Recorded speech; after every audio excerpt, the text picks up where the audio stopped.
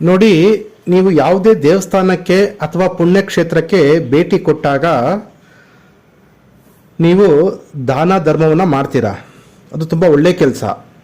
But ಆದರೆ ಇಲ್ಲಿ ನೀವು ಮಾಡ್ತಕ್ಕಂಥ ದಾನವನ್ನು ಬದಲಾವಣೆ ಮಾಡಿಕೊಳ್ಬೇಕು.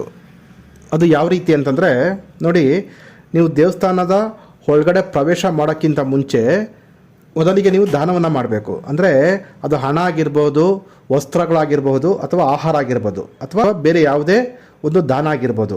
ಅದನ್ನು ಫಸ್ಟು ನೀವು ದಾನವನ್ನು ಕೊಟ್ಟು ಆ ನಂತರ ಕೈ ಕಾಲು ಮುಖವನ್ನು ತೊಳೆದುಕೊಂಡು ದೇವಸ್ಥಾನವನ್ನು ನೀವು ಪ್ರವೇಶ ಮಾಡಬೇಕು. ನೆಕ್ಸ್ಟು ಅಲ್ಲಿ ನೇರವಾಗಿ ಗರ್ಭಗುಡಿಗೆ ಹೋಗಬಾರ್ದು. ಅಲ್ಲಿ ಅಕ್ಕಪಕ್ಕದಲ್ಲಿ ಬೇರೆ ದೇವತೆಗಳಿರ್ತಾರೆ. ಆ ದೇವತೆಗಳ ದರ್ಶನ ಮಾಡಿ ಕೊನೆಯಲ್ಲಿ ನೀವು ಗರ್ಭಗುಡಿಯನ್ನು ಪ್ರವೇಶ ಮಾಡಿ ಕೊನೆಯಲ್ಲಿ ನೀವು ಮೂಲ ದೇವರನ್ನು ದರ್ಶನ ಮಾಡಬೇಕು. ನೇರವಾಗಿ ಹೋಗಿ ಮೂಲ ಗುಡಿಯನ್ನು ಪ್ರವೇಶ ಮಾಡಿ ಗರ್ಭಗುಡಿಯನ್ನು ಪ್ರವೇಶ ಮಾಡಿ ಮೂಲ ದೇವರನ್ನು ನೋಡಬಾರ್ದು. ನೀವು ಈ ದರ್ಶನ ಪೂಜೆ ಪುನಸ್ಕಾರ ಎಲ್ಲ ಮುಗ್ದ ನಂತರ ನೀವು ದೇವಸ್ಥಾನದಿಂದ ಅಂದರೆ ಗರ್ಭಗುಡಿಯಿಂದ ಬಿಟ್ಟು ಹೊರಗಡೆ ಬರ್ತೀರಾ. ಬಂದಂತಹ ಸಂದರ್ಭದಲ್ಲಿ ಯಾರಾದರೂ ನಿಮ್ಮನ್ನು ಭಿಕ್ಷೆ ಕೇಳಿದ್ರೆ ಅಥವಾ ದಾನ ಕೇಳಿದ್ರೆ ನೀವು ಕೊಡಬಾರ್ದು. ಅಂದರೆ ಅರ್ಥ, ನೀವು ದಾನ ಮಾಡಿ ಆ ದಾನ ಮಾಡೋದ್ರಿಂದ ನಿಮ್ಮ ಕರ್ಮ ಕಳೆದು ನಿಮಗೆ ಪುಣ್ಯ ಸಿಗುತ್ತೆ. ಆದರೆ ದೇವಸ್ಥಾನವನ್ನು ಪ್ರವೇಶ ಮಾಡೋಕ್ಕಿಂತ ಮುಂಚೆ ದಾನವನ್ನು ಕೊಟ್ಟು ಆ ನಂತರ ನೀವು ಭಗವಂತನ ದರ್ಶನ ಮಾಡಿಕೊಂಡು ಪ್ರಾರ್ಥನೆ ಮಾಡಿಕೊಂಡು ನಿಮ್ಮ ಮನೋಕಾಮನೆಗಳನ್ನು ಬೇಡಿಕೊಂಡು ವಾಪಸ್ ಬನ್ನಿ.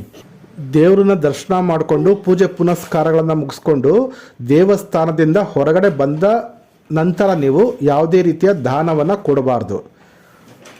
ಯಾಕೆ ಅಂತಂದರೆ ನೀವು ಅಲ್ಲಿ ದರ್ಶನ ಮಾಡಿಕೊಂಡು ಪರಮಾತ್ಮನ ಹತ್ರ ಬೇಡ್ಕೊಂಡು ಬಂದಿರ್ತೀರ.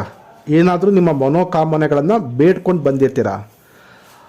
ಆಗೇನಾಗುತ್ತೆ, ಅಲ್ಲಿ ನಿಮಗೆ ವರ ಸಿಕ್ಕಿರುತ್ತೆ ದೇವರಿಂದ.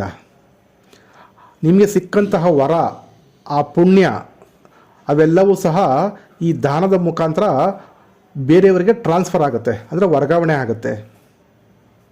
ಹಾಗಾಗಿ ನೀವು ದೇವಸ್ಥಾನ ಪ್ರವೇಶ ಮಾಡೋಕ್ಕಿಂತ ಮುಂಚೆ ದಾನ ಧರ್ಮಗಳನ್ನು ಮುಗಿಸ್ಕೊಳ್ಳಿ. ದೇವಸ್ಥಾನದಿಂದ ಹೊರಗಡೆ ಬಂದ ನಂತರ ಯಾವುದೇ ರೀತಿಯ ದಾನವನ್ನು ನೀವು ಕೊಡಬಾರ್ದು.